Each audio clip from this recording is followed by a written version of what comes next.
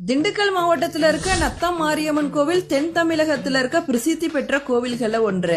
இந்த கோவில நடக்கின்ற முக்கியமான திருவிழாவான மாசி திருவிழால சுத்துப்பட்டி கிராமங்கள்ல இருந்து கிட்டத்தட்ட 30,000 பேர்கிட்ட பூக்குழி இறங்குவாங்க. நத்தம் மாரியம்மா கேட்ட வரங்களை எல்லாம் அள்ளி அள்ளி கொடுப்பா. அதனால வருஷம் பக்தர்களோட எண்ணிக்கை அதிகரிச்சுக்கிட்டு தான் இருக்கு. லிங்கம நாயக்கரோட அரண்மனைக்கு தினந்தோறும் ஒருவர் பக்கத்து ஊர்ல இருந்து பால் கொண்டு வந்து கொடுத்துட்டு போவாரு. அப்படி ஒரு நாள் வரப்ப களைப்பா இருக்கு அப்படின்னு சொல்லிட்டு வர வழியில இருந்த மரத்துக்கடியில பால் குடத்தை இறக்கி வச்சுட்டு கொஞ்ச நேரம் தூங்குறாரு. விழித்து பார்த்தப்ப குடத்துல இருந்த பால் காணாமல் போயிருக்கு.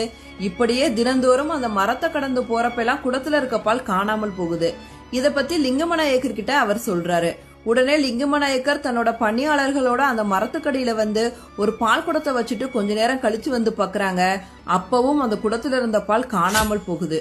உடனே லிங்கம நாயக்கர் பணியாளர்களை இந்த இடத்துல தோண்டுங்க அப்படின்னு சொல்லிட்டு உத்தரவிடுறாரு. பணியாளர்கள் கடப்பாறையால பூமியை தோண்ட ஆரம்பிச்ச அடுத்த நிமிஷம் வானத்துல கருடன் வட்டமிட ஆரம்பிக்குது. பூமியில இருந்து ரத்தம் பீறிட்டு வந்து மறையுது. தொடர்ந்து தோன்றாங்க. அப்ப உள்ளே அம்பாள் கையில் உடுக்கை சூலாயுதத்துடன் அமர்ந்த கோலத்துல காட்சி தரா. அம்பாளை மேலே கொண்டு வந்து பிரதிஷ்டை செய்து வழிபாடு செய்யறாங்க. அப்ப மேகம் சூழ்ந்து மாறி பெய்ததால் அம்பாளுக்கு மாரியம்மன் அப்படிங்கிற பெயரும் வைத்தாங்க.